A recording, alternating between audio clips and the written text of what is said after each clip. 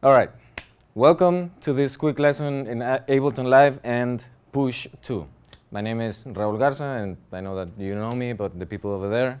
I am the director of the program of Digital Music Production Engineering at the Tec de Monterrey in Campus Monterrey, and I am also a full-time faculty, and I teach audio programming, MIDI systems, sound design, and audio post-production. So the purpose of this class is basically to give a quick introduction in the main features of Ableton and how we can how can we record a vinyl and then create our own samples to make a drum rack, a drum instrument, and compose some sequences and variations using Push 2. So if you have any questions, we can talk about that later. All right, so for those that haven't used Ableton, this is the main, there are two views. The session view, this is the session view, and the arrangement view is the other one. We're going to talk about that. And what I want you to see exactly is that we have the MIDI tracks and we have audio tracks. So there are obvious differences, no? Because in a MIDI track, we can load any BSD instrument, plugin, whatever we need. And in an audio track, we can record and edit and mix. We can also obviously send information from one channel to the other one. And we have the return tracks over here, which we already have here a reverb and a delay, but we can change that with whatever we want, no? And we have our master track over there.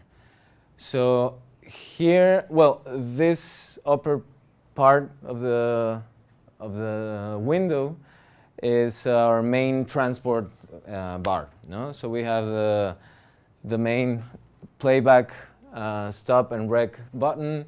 Here, this area is our browsing section. So here we can, if we need to find whatever, even another session that we've previously worked on, or an instrument, audio effects, media effects, Max for Live patches or plugins, or external plugins, like, I don't know, if we have native instruments or whatever, we can find that here.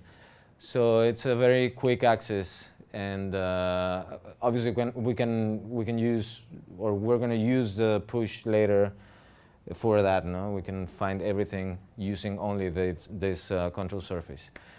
And as you can see, this is I mean, we have the same tracks here, the two MIDI tracks and the audio tracks. Here we have the same ones, but in this session, the arrangement view, we can see the timeline, no, for the arrangement. No, that's pretty obvious.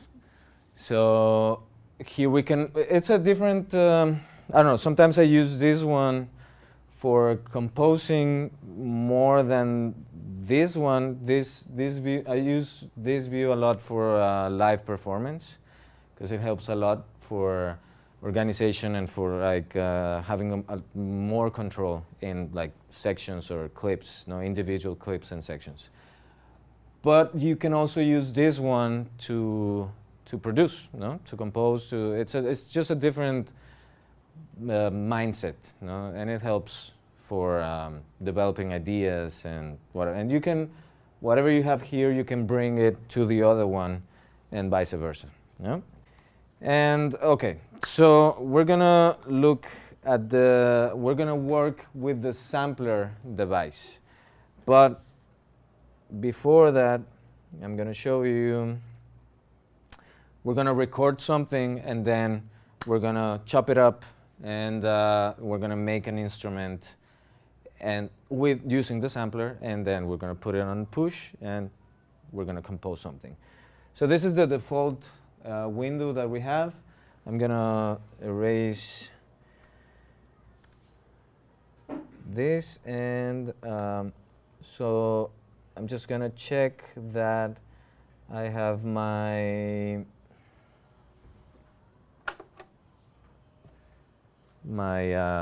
input enabled, no rec enabled, and we're gonna play the vinyl. Let's see if it's going. Yeah, it's working. All right.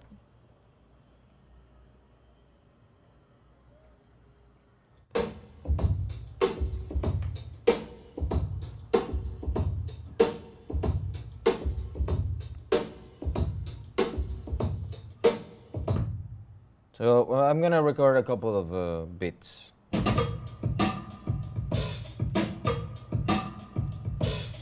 That open hi-hat is cool.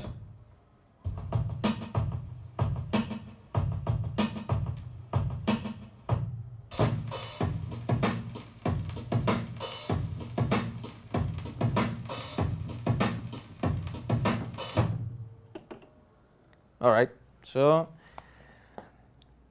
well, I already had the gain, my input gain set up before, no? So what we need to do is we want to have a good amount of signal, you know, that we don't want everything going like right to the max of the like volume. We can see it as, we don't want to hit 0 dB or even clip, no? So these ones, we had a pretty good signal. I mean, we have a lot of headroom. It's pretty cool. So first, before getting into the sampler, we're gonna chop this a little bit, no? So there are a few shortcuts that I'm gonna be using. Keep in mind that I mean, there are many shortcuts that we can use to make a faster workflow. After the class, we can talk about the shortcuts. But I'm gonna, okay, so this is a snare drum. So I'm gonna try to cut only the snare, only the kick, only the hi-hats, no, and have them as an individual sample. Okay.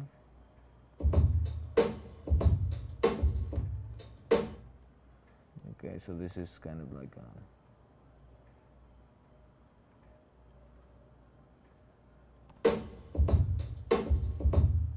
and this one.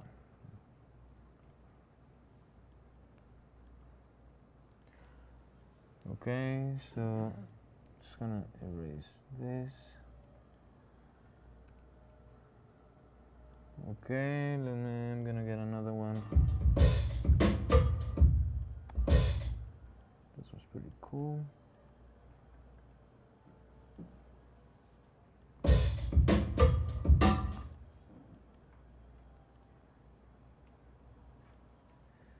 Okay, that one, and maybe, I don't know.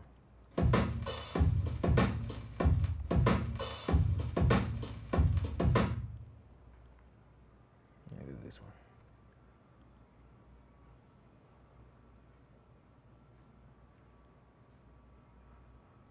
Yeah, if we had more time, we can just do this more, like with more detail, no? This, what I'm gonna do is, all right, so we have the samples here, no? I'll put it here, okay. I am going to select each one of them and consolidate that one as one sample. So I'm gonna do that, Command J. This is because I want to create a new file that contains only that piece of audio. Because if I drag this and drop it on the sampler, I'm going to have a lot more. I'm going to have the entire sample. Not because I only chopped it up, that it doesn't mean that the rest of the file isn't there. No. Now that I consolidate the thing, then now it's I only have that. No, I can't. If I try to see what is over there, there's nothing, no? So now we have this. All right, so we're gonna do an instrument with that. So I'm gonna look for the sampler, drag and drop, just like that. And then I'm gonna drag and drop the file. So we have it over here, no? All right, done. So this is the, I'm going to talk very fast, I mean very quick about the windows and the options that we have here. The main one, the sample, is obviously the sample that we're working on. The next one, pitch and OSC. In this section we have a pitch envelope that we can control. We can, with an envelope, we can control the pitch of that sample, no, in a certain way. No? And this OSC section means that I can add frequency modulation or amplitude modulation to that sample. It doesn't mean that I am adding a sine wave. We're never hearing that sine wave. This, if I use the sine wave, this is a waveform that it's going to be modulating the frequency or the amplitude of that sample. Yeah? This is for sound design, no? For designing the whatever we need. Filter and global, it's we have the amplitude envelope here, the main volume, the velocity control, panning, etc. And then we have some filters if we want to like add, I mean like take away some stuff, or EQ, kind of like, it's kind of like an EQing, no? Where we're taking away some frequencies.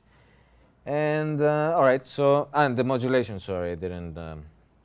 The modulation window, we have 3 LFOs that we can send them to whatever we want, no? Volume, panning, filter, etc. So we're not going to do a lot of designing in the instrument, but let me see if I can. I don't know why I can't drag it. Okay, it's because of the. Okay. All right. So here. This is the kick, no? The kick, I think it's the kick, no? Or the snare drum, I don't remember. I'm gonna control a little bit the envelope, and I'm gonna right click on the instrument and we get these options, no?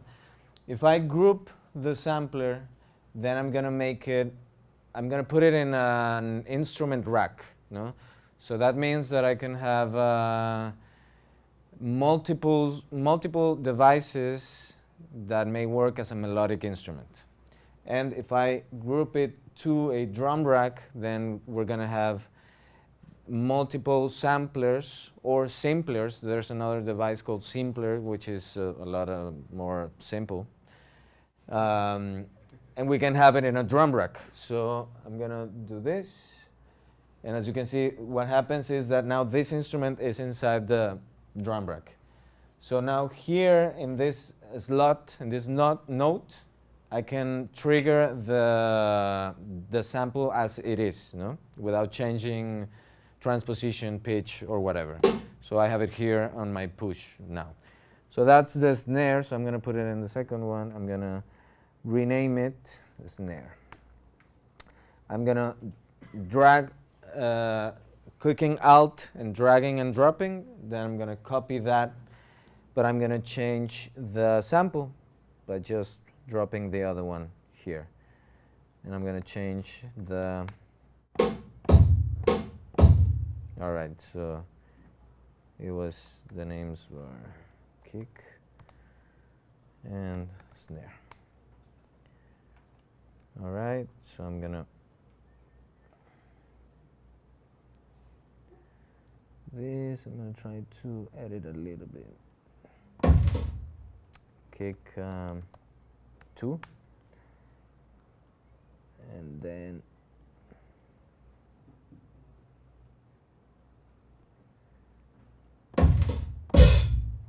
okay, well, open hi-hat.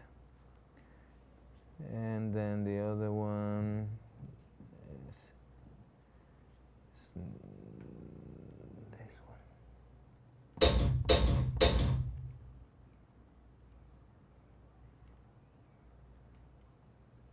All right. Okay, so now I can, if I want, I can erase this track, and that's it. And I have everything in my push, no? Right here. So I don't know if you have any questions about this, but we can, no? All right, perfect. So now we have everything on the push, no? I'm gonna work now only on this device. So first I'm gonna tap tempo, no, in order to have a nice beat, no? I'm gonna activate the metronome. So if I hit rec, then with the quantization of 1 bar, then everything is gonna start recording at the first beat, no? 1, 2, so it's gonna record there.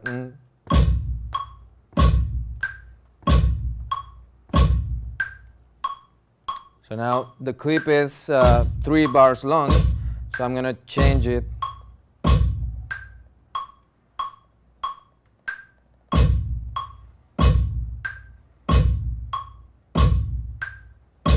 Two bars long. Now you can see and I'm doing everything here, not in the push. I can change the duration of the clip, no, just by turning a knob. So I'm gonna, okay.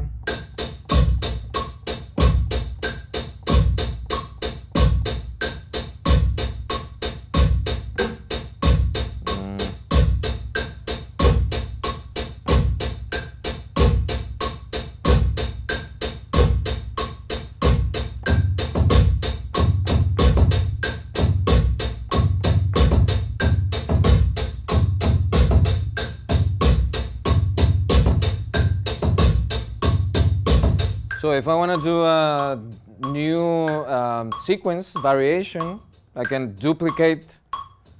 So now I have the other one, and I don't know, I'm gonna delete this one and this one.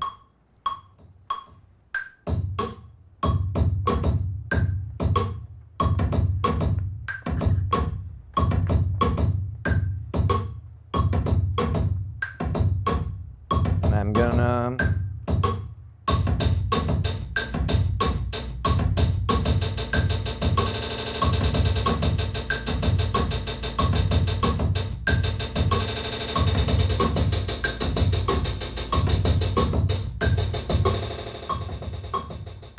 yeah. So you can use this section and this, obviously, this instrument to compose, produce, create, and print and do variations and whatever, no? So it's a very powerful tool. So I'm gonna just do a very quick another instrument. I'm gonna add a track, MIDI track, instrument, I don't know, a sampler, but a bass sound. So we have this automatic. I'm gonna load it. So now I have here the instrument, yeah? So I'm gonna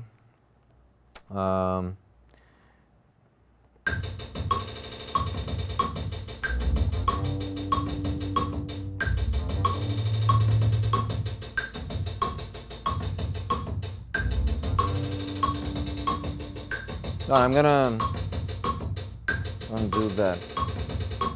1, 2, 3, 4.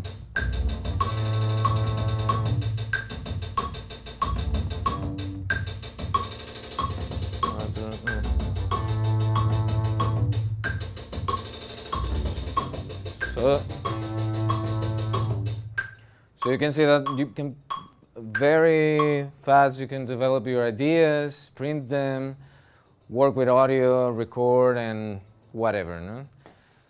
So, and as you can see, this is each sound of the drum rack that we previously recorded and created. No? Now it is here, and then it works. Yeah. So I hope that you understood something. If you have any questions, we can check them out later. And thank you very much.